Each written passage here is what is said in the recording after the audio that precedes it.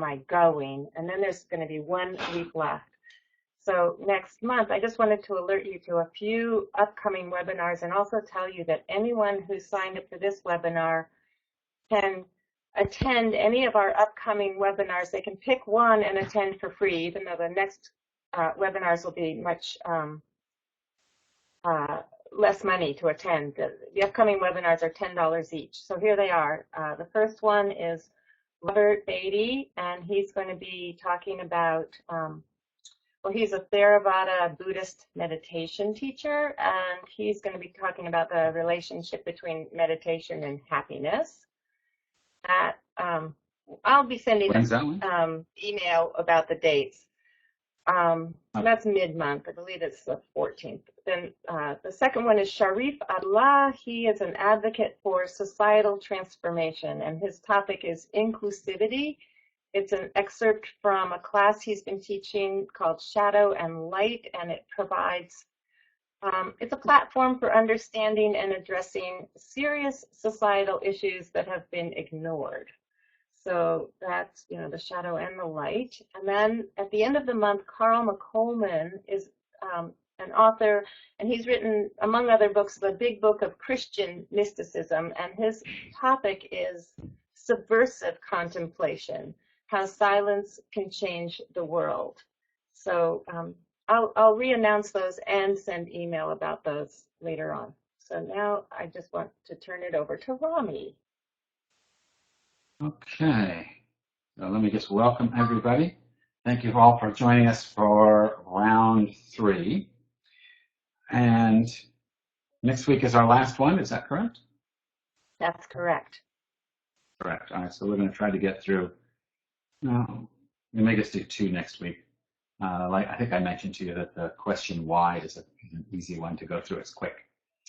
So tonight we're talking about where am I going? What that really means is we're talking about what happens when we die. What happens when we die, or what we believe what happens when we die, is absolutely critical to how we live, because it really shapes our understanding of who we are and how we ought to live. I was going to show this film that hopefully you all got to see on your own during the week, the Alan Watts clip. But last week, Wednesday and Thursday, I was in Akron, Ohio, and I was teaching a conference of Methodist ministers. I was their keynote speaker on Wednesday night, and I ran a workshop all day Thursday. And in between, you know, when I got back to the hotel Wednesday night, I watched some television, and when I woke up in the morning, I watched some television, and there weren't that many stations on the hotel TV. There were 4 sports stations, and that doesn't usually interest me. And there were 3 Christian stations. So 7 of the 12 stations they had on there were usually not of interest. But I like Christian TV sometimes, so I was flipping through. And early Thursday morning, I don't know the guy's name, there's this pastor on, it's a talk show. And he has a guest, and they're both pastors, and they're both talking, and he starts to talk about the Bible. And he asks the host, do you know what the word Bible means? And it's a setup. The host, clearly you would want to play poker with this guy because he has a huge tell. So he goes, no, go ahead, what does it mean? Oh, I'm going to be surprised. So the guy says, Bible stands for Best Instructions, B-I-B-S, Best Instructions Before Leaving Earth. B-I-B-L-E, Best Instructions Before Leaving Earth. And what he meant was if we're going to leave Earth. You're going to leave Earth when you die, or if it happens sooner, you're going to leave Earth during the rapture. And if you're not sure what that is, I'll come back to it in a moment. And when you leave Earth, you've got 2 possible destinations.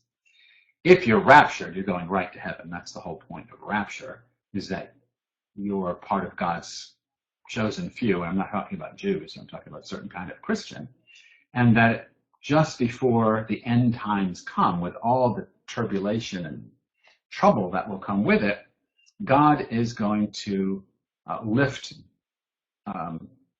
people bodily into heaven, and your clothes will be left behind. Everyone gets raptured in the nude. So, Babs is a little uncomfortable in her pajamas, then watch out for the rapture. So everyone gets raptured nude.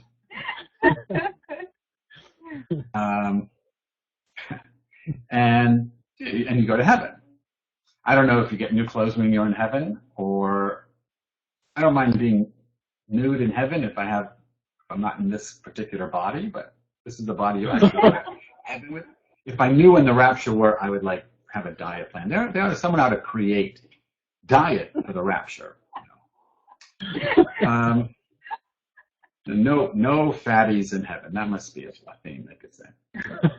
Anyway, luckily I'm not being raptured. If anyone's read the Left Behind series, it basically tells you who's going to be raptured. It's Southern Baptists.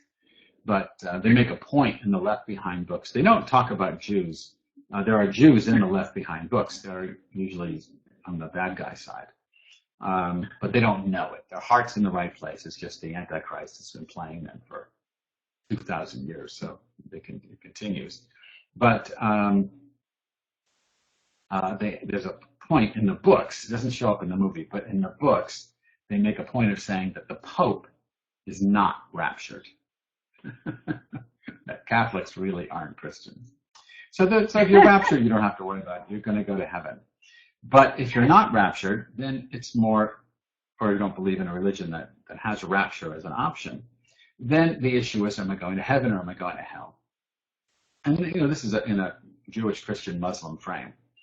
And this guy was saying on TV that the Bible is the best instructions that you should read before you leave Earth, before you die, so that when you die, you will go to heaven. And the reason I wanted to start with that, and it's going to play right into our video, the reason I wanted to start with that is because religions that are about the afterlife are not all that concerned with or grounded in this life. Now, that's not 100% true. I mean, Judaism has an afterlife scenario. It's got a lot of afterlife scenarios.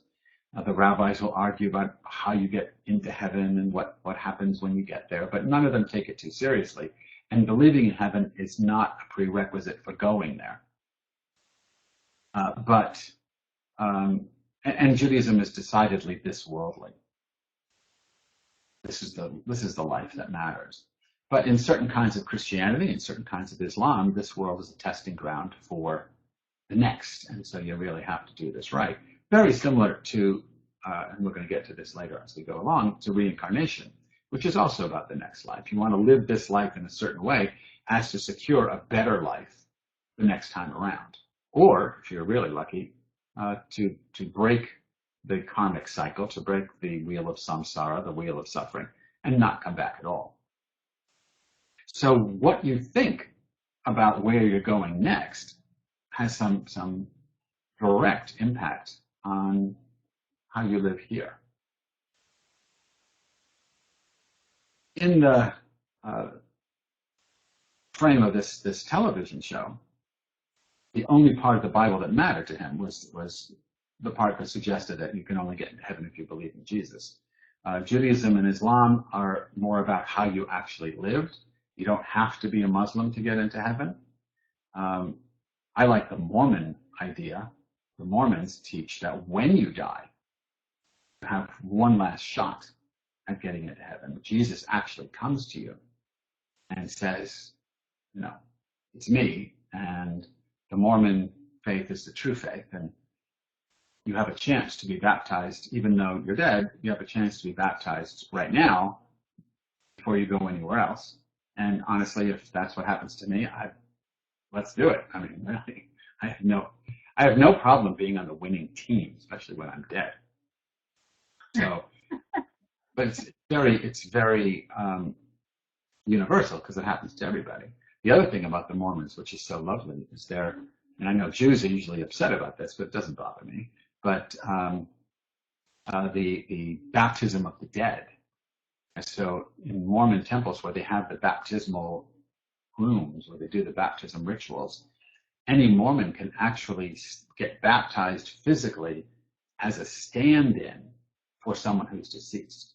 So when I die, if I didn't accept the Mormon faith, I died and Jesus came and I said, I just can't do it. So I go to hell.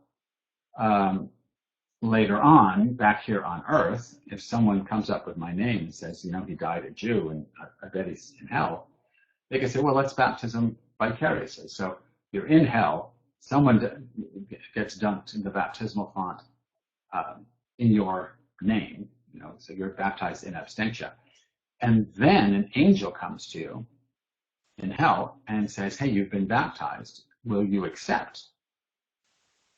I mean, wow, who wouldn't accept? I mean, I would accept. I mean, no, I'd rather be tortured than be wear that underwear. I mean, that's absurd. Of course I'd go.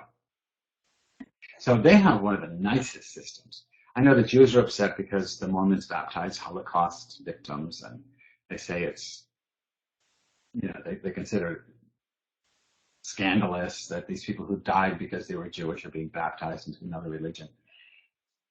It seems silly to me to worry about that unless you actually believe it. If you actually believe that the person is baptized and an angel is going to talk to them in hell, and you believe they're in hell and all that, well, then you might get upset. Though now it makes even less sense to me, because why would you want them in hell? But you could say, look, they died, they lived as a Jew, they died as a Jew, they should suffer for all eternity as a Jew. I mean, that's really good, strong Jewish loyalty. So if that's what you believe, you might be upset about it. It seems like a win-win all the way around.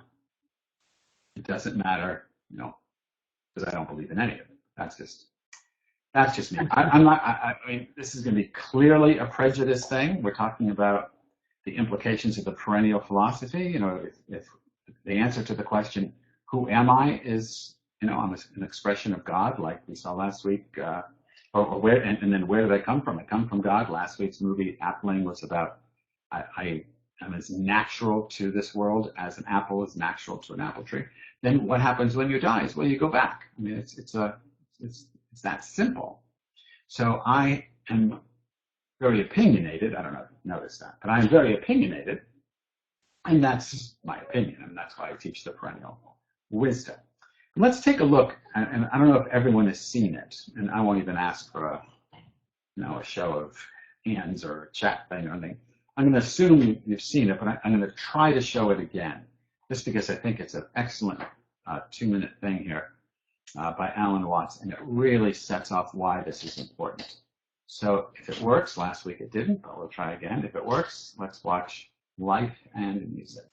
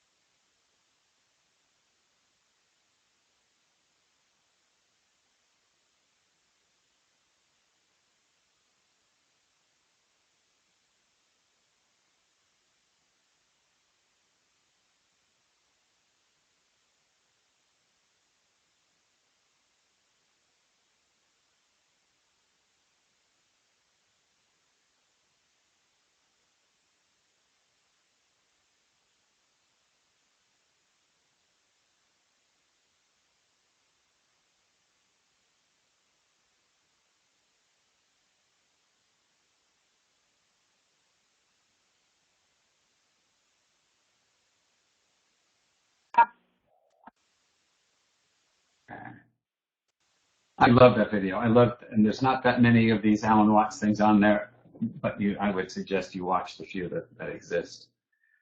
Before we go in, and let's just get some comments on this. I have a comment. And who are we listening to? Can you hear me? I can hear you, but I don't know who you are. It's Betty. Yeah, can you hear? Betty, go, Betty. I wasn't able to see your Alan Watts thing, if you got it. Oh, but I have an Alan Watts thing about about reincarnation, and it was something I was going to mention anyway because of your talk a few moments ago about what happens when you die. I don't believe we leave the earth. I believe we go into it. That's what the tradition is. We really become the earth when we die. That's my belief anyway. And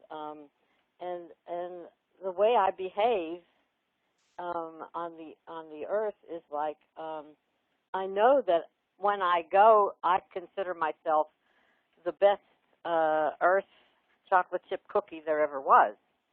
So when you talk about Alan Watts, he said something about the soul, which I just think is so beautiful.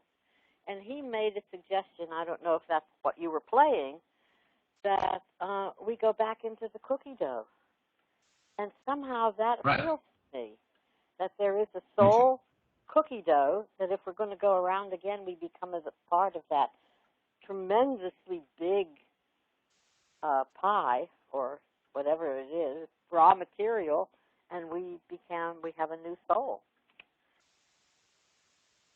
Yeah, but I mean, we're going to talk a lot about that, though. I never heard the cookie dough analogy, probably because I'm gluten intolerant. But but it's Alan Watts. He's the one that brought it up, and I'm an Alan Watts fan. He is my guru, so I won't pick on him. But yeah, that's my belief also. Though I use a slightly different metaphor for the celiac people out there, but. Yeah, I think that's what happens. Anybody else want to jump in?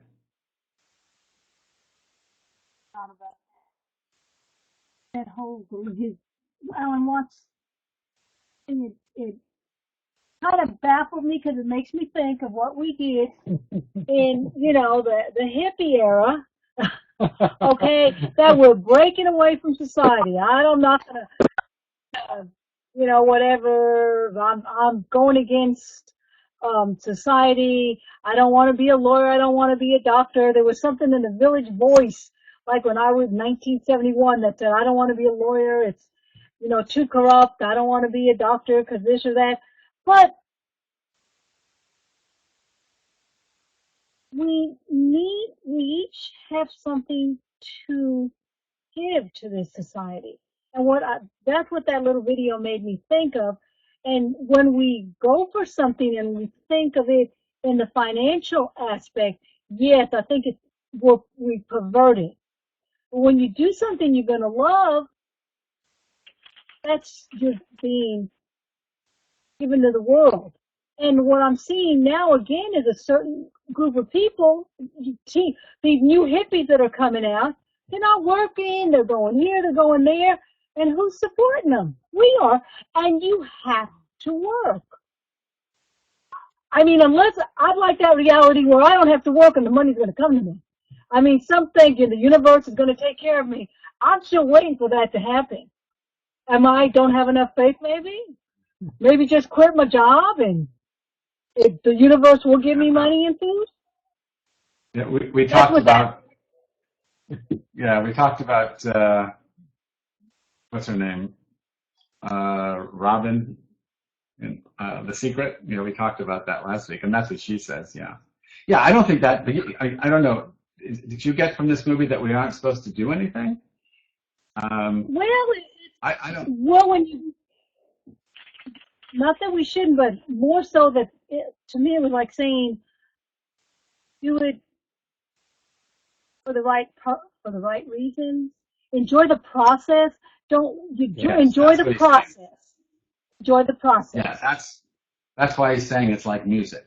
It's just it's not that there's one right note or one note you're trying to get to. That was his opening thing. It's that you should enjoy the process of getting from point A to point B. I think now it's, at least in my university here, the students are, I don't know if the word is obsessed, but they're panicked about a job. So a lot of them, I can hear it when they talk to me about what their goals are. Their goals are over here, but their interests are over here, and there's no connection. They're just going to go where they think the gold is. And I can see that even, if you can at least work your interest in some other way so you don't feel that you've really been cheated of life because you're spending your entire time trying to support yourself. Though, like you said, who's going to support you? Oh,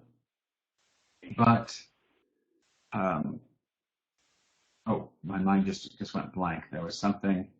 Oh, yeah, Joseph Campbell. Remember Joseph Campbell said, follow your bliss? You know, I mean, in a sense, that's a very privileged, class thing, upper class thing to say, follow your bliss. Most people are, destined to some kind of, they're going to work at Walmart. And I imagine most Walmart employees are not following their bliss.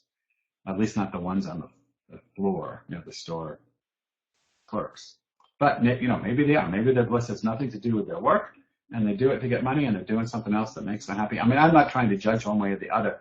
What I hear in his thing, and the way I'm applying it to this, is that, and I'm looking at it from a religious point of view, this is what religion does. Now, he's making a societal claim, which is probably also true, but I'm thinking of it in terms of religion, that religion holds out this, this bag of goodies, heaven, or enlightenment, or getting off the wheel of birth and death, or whatever the prize is.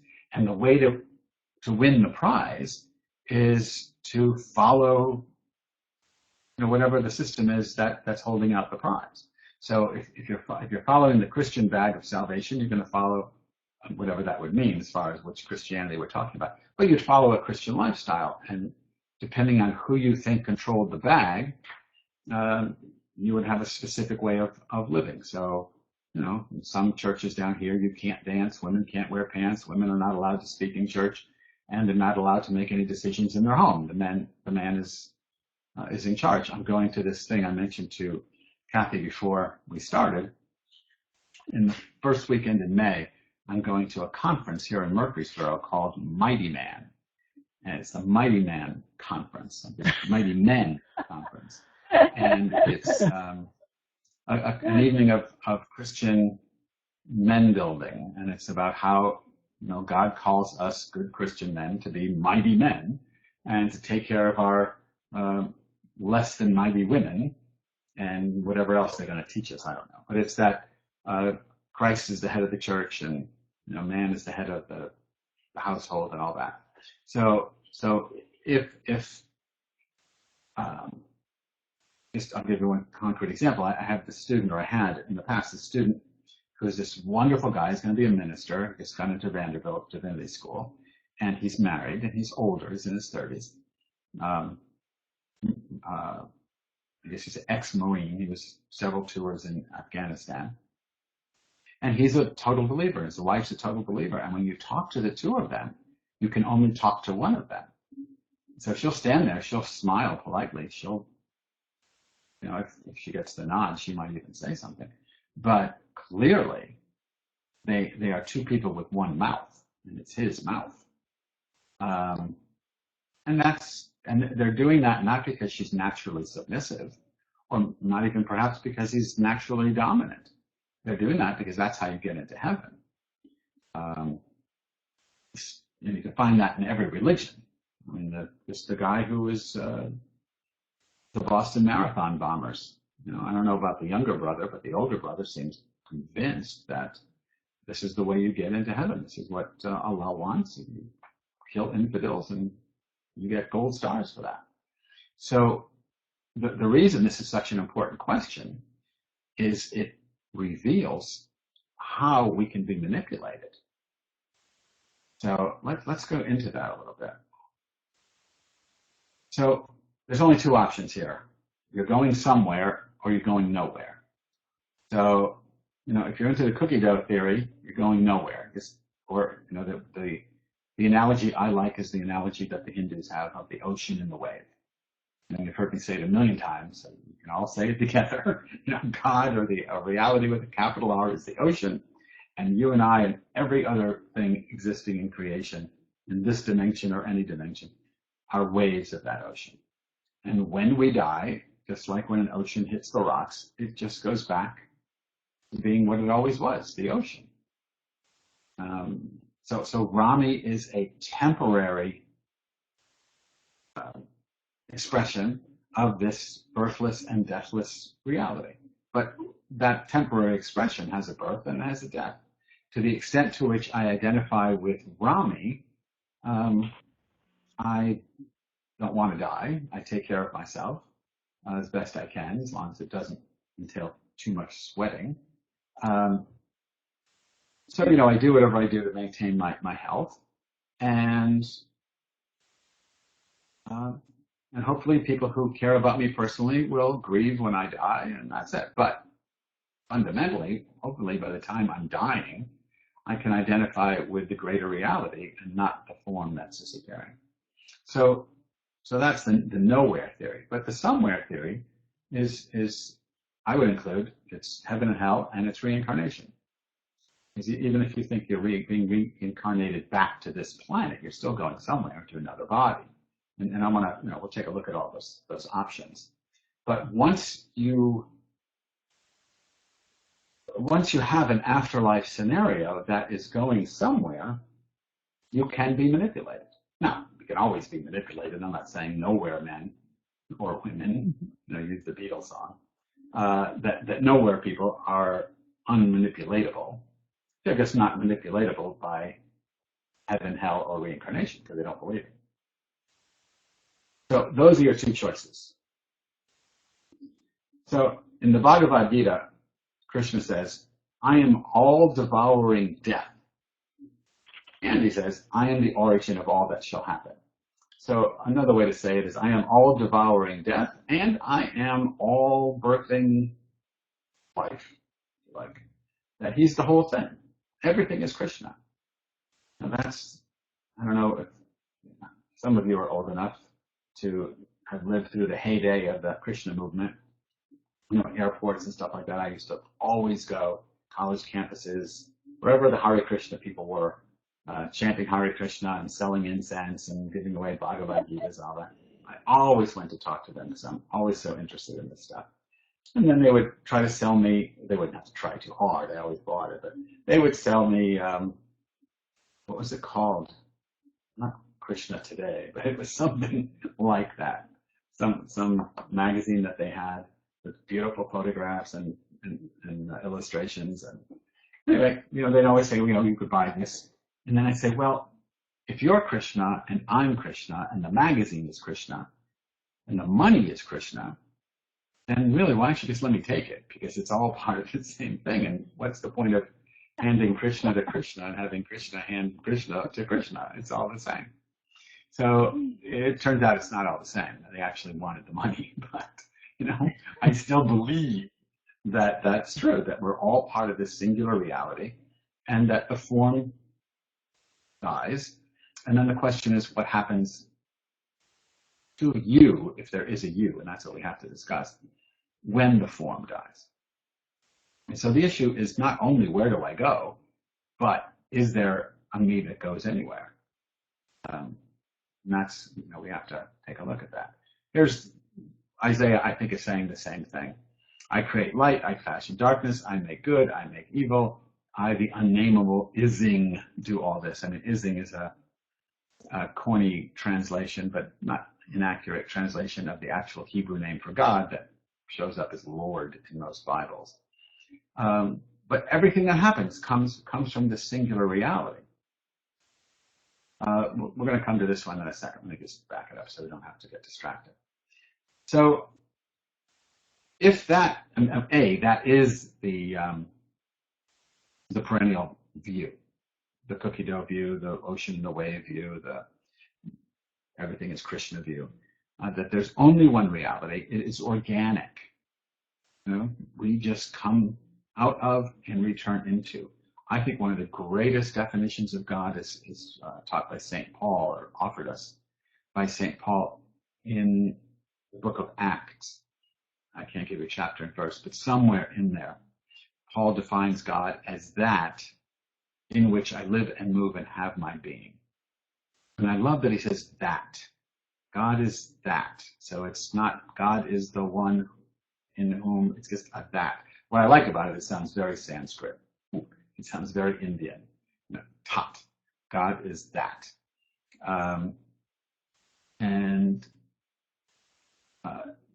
That reality in which I live and move and have my being. So I live in that reality. You can't escape from that reality. Any idea about, oh, I have to get closer to God from this Pauline or perennial perspective, this makes no sense. You can't get nearer to God or farther away from God, because that's all there is God. So that's, in whom I live and then move. So it's not static. If you watch a wave, now I'm not a scientist, though I know we have a couple of scientists online here, but if you watch a wave, it's not actually that a wave starts at point A and goes across and then disappears. It's up and down, up and down. It's really a new wave all the time. The water is constantly changing. But it gives the illusion that the wave is going. Even if you're a surfer and you're riding the wave, I don't think it's true that the water you start on top of is the water you stay on top of throughout the entire wave. I think it's all shifting. And it's very Buddhist, the ocean. And it just, there's a perception of continuity, whereas there really is no continuity on that, in the water that's manifesting as the wave. The water keeps changing. What doesn't change is the ocean. It's just like Heraclitus and says, the Greek philosopher says, you can't step into the same river twice. The water is constantly moving. And yet we call it the same river. So, I live by Stones River. If I step into Stones River, and then I step into it again 2 seconds later, it's not the same water, but the river's got the same name. And that's I don't know if the word is illusion exactly, but that's the notion of continuity. We label that Stones River regardless of what water is in it. It's the water that flows through this channel, and because it's in this channel, it must be Stones River, because that's how we defined it. So, we're the same way. Every 7 years, almost every cell in our body has been replaced. So, the body, let's see, Betty, you said you're 86. Yeah, is that what Betty said? Not responding, but okay. So, she's not the same person literally. She's not the same physical person she was at, 70, someone do the math for me.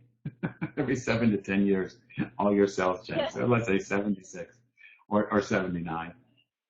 Our physiology is in flux. So Wendy says, no, Wendy doesn't say that. That's Kathy, right? Wendy's not there. We are the water that flows through the channel of our bodies. The metaphor breaks down because that's still dualistic. We are the water and the channel. You really can't. The metaphor just doesn't hold up forever. But the idea is that physiologically we're always in a state of change. I'm not the person I was 7 to 10 years ago. I'm certainly not the person I was, 30-something years ago. Physiologically, emotionally I'm not the same. Intellectually I'm not the same. But even physically I'm not the same. What makes Rami at age 10, Rami at age 62, is the story. Just I apply the same name and I make these claims. Oh, that was me. It's just a story that gets carried on. The actual fact is that it's in constant flux. So my argument is the extent to which we cling to the false notion of permanence is the extent to which we are needlessly unhappy, because we're going to die. But the extent to which we can realize that I've died, if I'm 62, someone do the math. So at least 6 times, let's say. I've died already with a couple of, I think, heart cells. Someone can chat in here and tell me which ones don't. There's a couple of brain cells, and a couple of heart cells. Lindsay says, the consciousness carries on. Well, that's a theory. I don't know. Because it depends what we mean by consciousness. Because that will take us into the notion of reincarnation. So let's come back to that in just a sec. But so physiologically unchanging, emotionally unchanging, intellectually unchanging. And yet I'm arguing from with no proof other than my own contemplative meditation experience and what I take to be the teachings of these different sages who have certainly had deeper meditation experiences than I have. But I'm taking it based on my experience and their understanding that there is something that survives, but it isn't any longer me. So the water survives even though the wave is gone. The ocean survives even though the wave is gone. And I try to focus on the oceanic part. So this is what Krishna says, same idea. If at the time of death you think only of me, and thinking thus leave the body, there should have been a comma there, and thinking thus, namely only of Krishna, leave the body and go forth, assuredly you'll know me. In other words, if you're thinking about Krishna and you die, you'll become Krishna. But if you're not, then he goes on to say, on whatever sphere of being your mind may be intent at the time of death, that's where you're going to go. Therefore, meditate always on me. If your mind and your reason be fixed on me, to me shall you surely come. If it's fixed on, it makes me, when I read this, this is terrible, but I think of the first Ghostbusters movie when they're trying to clear their minds and not think of anything. And I can't remember which character it is, but Puff Marshmallow. Yeah, he thinks of the Stay Puft Marshmallow Man, and that's what the monster is. So, think only of Krishna. Don't think of Stay Puft Marshmallow Man. Now that part of it is you can accept that or not accept that. You go where your mind is going. In the Tibetan Book of the Dead, that's absolutely what happens. And if you've ever read the Tibetan Book of the Dead, or there's a somewhat cheesy but not totally inaccurate History Channel video on the Tibetan Book of the Dead you can watch on YouTube. The Tibetan Book of the Dead is something that is read to the dead by a lama, by a Tibetan priest, Buddhist priest. And it's this tour guide. It's a guidebook. And he says, okay, you're dead. You're going to see, I'm obviously paraphrasing here, you're going to see the light. Go to the light. Go to the light. That's what you want to do. You just become one with the light. Go to the light. Ah, damn, you didn't go to the light. Turn the page. Okay, so you didn't go to the light. Because if you did, you're no longer hearing this guy. So he's assuming you didn't go. And then he says, okay, now you're going to see X. Go to X. Or the more you miss the good things, you're going to see monsters. You're going to see demons. Just ignore the demons. They're not real. Just keep moving. Keep moving. And he eventually tries to guide you into a good rebirth. Now, the assumption there is that there is a personality that's going from life to life. And that is oftentimes what the Hindus will say in their notion of reincarnation.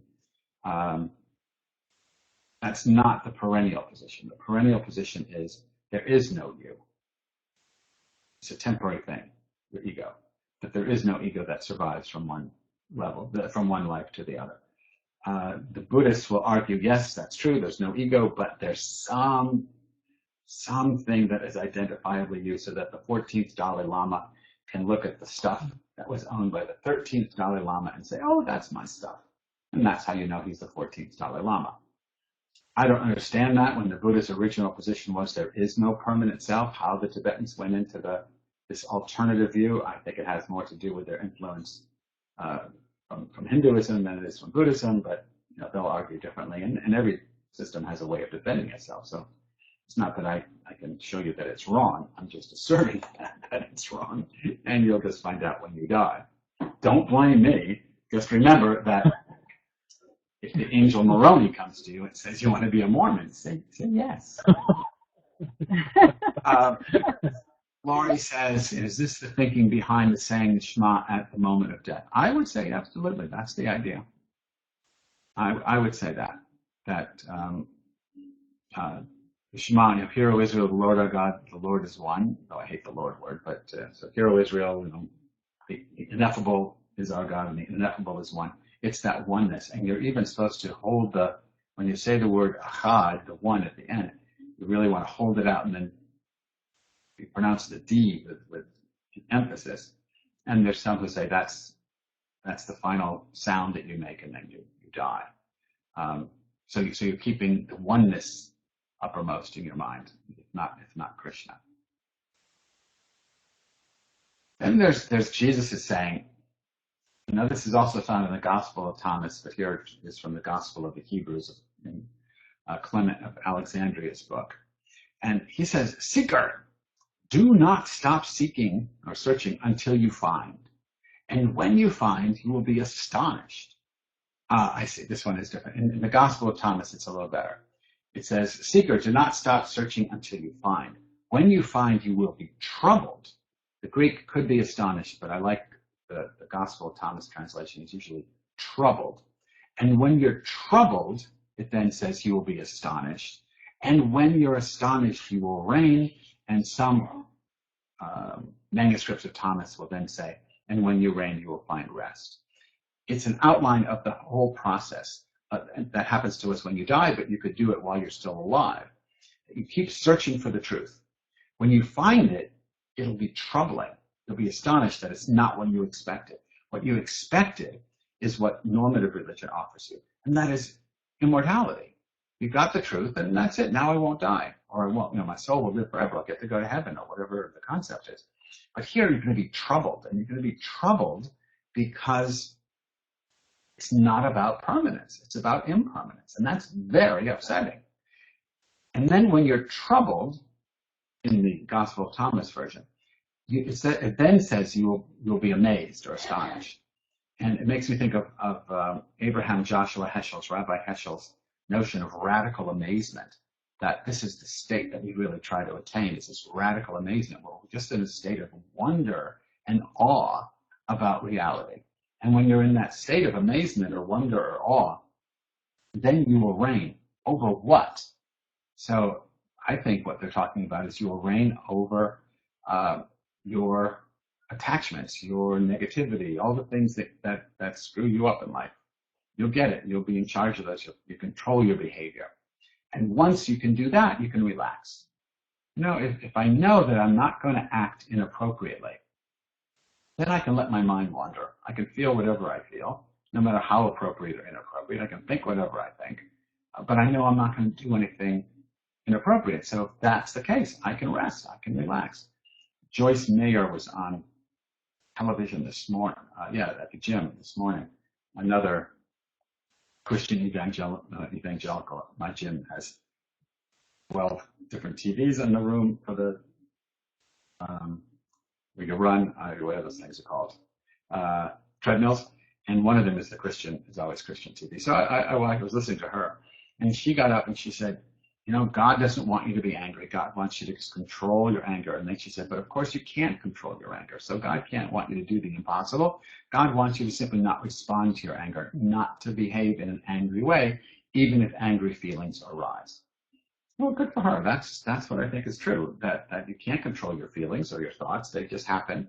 You don't know what you're feeling until you've felt it. So when Rhonda Byrne says you shouldn't feel negative things, it's too late. You're already feeling negative things before you even know that they're negative things. So there's no need to worry about that. You just control your behavior, and then you can relax.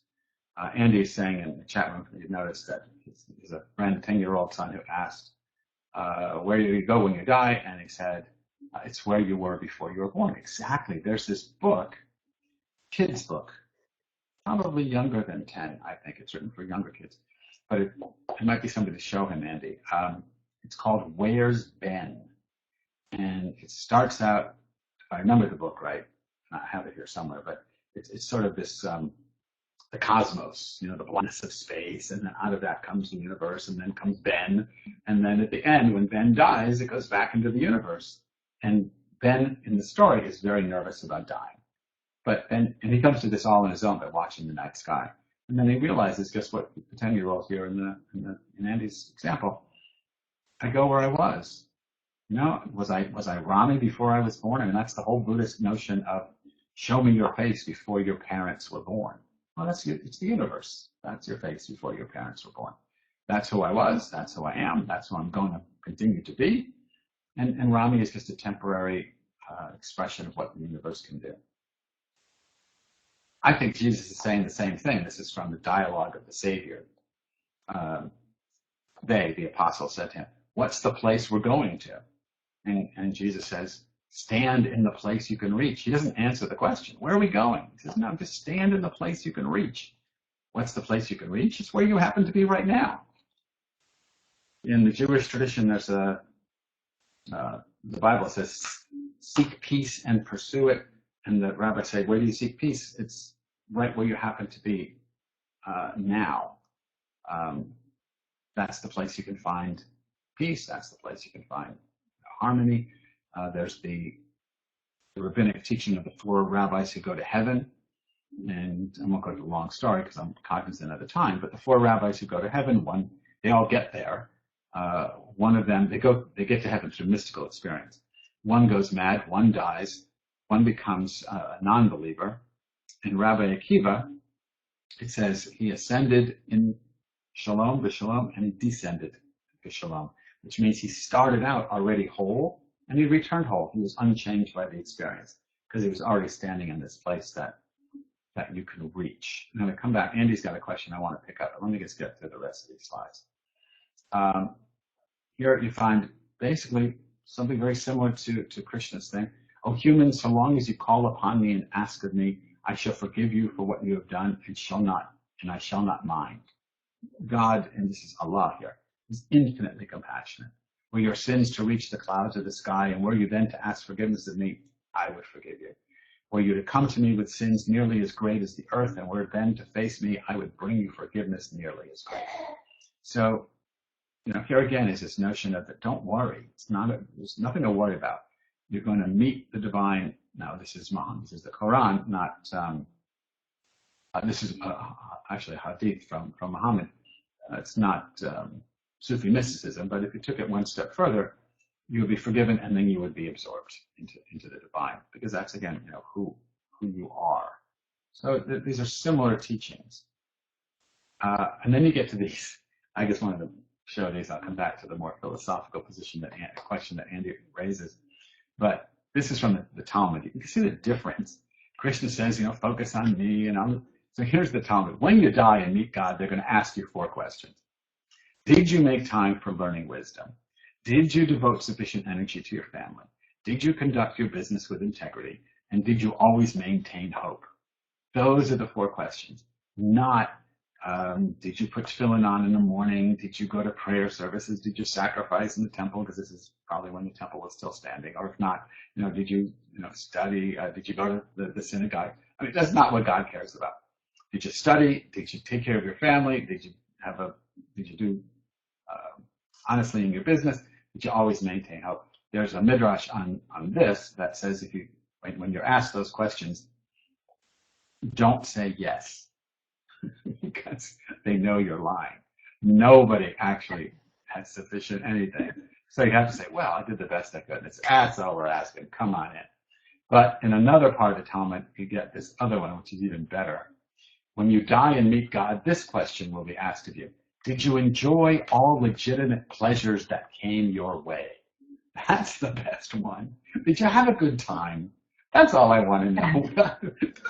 Did you have a good time? Come on in. Come on home. I think that takes us back to where we started in the sense of, so what really matters? When you're not obsessed about heaven, then you can start focusing on earth. And, well, not all of Judaism is like this. Whoever said this, I think, somebody I probably want to hang out with, because it's about legitimate pleasures. I mean, there's a lot of things. If you read Ecclesiastes, he talks about all kinds of things that he tried. None of them made him happy, but he said there was joy in it. It just wasn't lasting. So did you enjoy all legitimate pleasures? That should be the, what do you call it? The criteria that speaks to me. let me just pick up on a couple of things that we're chatting about here. So Andy starts with this notion. Let's go back and we'll pick up the other ones. But Andy talks about Neshama. So Neshama is one of the Hebrew words for soul. And, Judaism is not monolithic. So some people would say the Neshama is an eternal soul that enters my body when I'm born and it leaves when I die, and the Neshama lives on. I follow the early Chabad teachings of Judaism, where there are 5 levels of consciousness, and Neshama is considered the intellectual level. So they talk about body, heart, mind, soul, and spirit. So the body has a consciousness that has to be cultivated and honored through exercise and taking care of it, and proper eating and all that. Heart, it has a level of consciousness that has to be cultivated so that you're moving constantly toward love and away from fear. Neshama is the third one, but it's nefesh, ruach, neshama. So neshama is the third one. That's the consciousness of the intellect. That's the ego. And it, just like the heart and the body, all disappear. There are other theories that say no, the neshama is the only soul and that's it. But I like the Chabad model. And then there's the 2 higher ones. The 4th level is chaya. It's life consciousness, when you realize you're integrated into the complete interdependent reality that is the divine. And then Yechida consciousness, which means unity or non-dual consciousness. That's when you realize it's all God.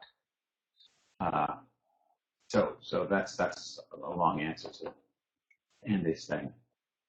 And I'm guessing that Laurie and Babs are responding to this last one. I don't know. Did you enjoy all the legitimate pleasures? So Laurie has this question at the end here. Of course, not anymore at the end. So many of us ask all the time, what am I supposed to be doing in my life? What if I'm doing my life wrong? Yeah, okay. What do you do with that? How would you do your life wrong? Well, she goes on to say that this question turns that on its head. If you're enjoying all the legitimate pleasures, according to this theory, that's what you're supposed to do. You can't do this wrong. But I think another way of looking at the right or wrong of our lives is, am I cultivating compassion, justice? Am I expanding my circle of concern so that I can have compassion with more and more people? I think that's how I would measure my life, not necessarily by all these legitimate pleasures. But on a more serious note, I think, though that one is probably serious, but am I living in such a way that I'm feeling I'm constantly deepening my capacity for compassion and expanding the circle with whom I am compassionate? So that's, and I think the way I would say you could do your life wrong is by cultivating fear and limiting yourself to smaller and smaller, I was going to say tribes, but circles of concern, that you just more and more of the world becomes so frightening that you just keep withdrawing. That would be living our lives wrong. So Kathy is sending me a note that it's 8:30, so we're going to have to wrap this up. I'm going to take 5 more minutes because no one asked another question, which is usually asked here, and I want to bring it up. What about near-death experience? If I'm saying that there is no soul, what do you do with near-death experience? What do you do with little kids who can suddenly speak languages that they never knew, or they can describe towns accurately that they've never been to? Doesn't that mean there was a soul that gets passed on from body to body? And that is one way to explain those things. I happen to be, I'm drawn more to Rupert Sheldrake's notion of morphogenetic fields. And he's a biologist, and his book is called, I don't know, The New Biology or something. But his theory is that all human beings, that there's just one consciousness, and that it is alive, it is expanding, it's evolving, and it evolves or expands through our own experience, and that all experiences, any experience that you have, is part of the single mind of which we we're extinction. So he does experiments, and or tries to, and he says, look, every time a new kid learns to ride a bicycle, it makes it that much easier for the next kid, because it goes into our consciousness, and we all partake of the same field of consciousness. So you're drawing on more experience, even though it wasn't your personal experience. So that when you have a past life regression, or you see yourself, I was, Cleopatra's boyfriend or something. When I have that experience, it's not, I'm just plugging into Cleopatra's experience that's part of the morphogenetic field, and I'm making the egoic mistake of saying, oh, that was me. I mean, it was me in the sense that I'm just part of this giant consciousness, but it wasn't me in the sense that Rami lived back there and hung out with Cleopatra. And the same thing is true with near-death experience. That soul is moving toward the light, it's just like the Tibetan Book of the Dead. You're moving toward that light, and then you come back. But if you actually went into the light, you would become the light, which is your true nature. What the Sufis call nur ala nur, light from light. They have a similar thing in the Kabbalah. And then Lindsay says, is that why, because of morphogenetic fields, is that why world records in sports keep getting broken? I thought it was performance-enhancing drugs. I think, I'm not a Sheldrake expert here, but I think he would say it's not the drugs, that actually the faster, it's exactly that. If somebody goes faster, it makes it easier for the next person to go faster. And shoot, technology helps, yes, absolutely. But that's how evolution continues. That's how we grow. Okay. So I know we're done. Kathy's making this, trying to keep me on track here and not dragging you out past your bedtimes. Though I really have a question. If you can't answer it verbally, just Lindsay, just type this in. What time is it in Australia? I meant to ask you this before. It's 8:30 where I am. It's 11:30. Oh, in the morning. That's not bad. In the morning. All right. Well, that's. All right. Well, good day. Good day. It's tomorrow. It's tomorrow, right? But we should all say to Lindsay, good day. Good day, Lindsay.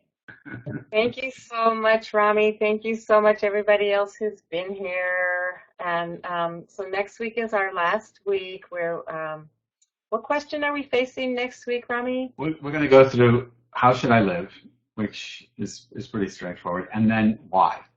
And the why question is probably going to be, it's quick to go through, but hopefully we'll get a lot of comments on that one.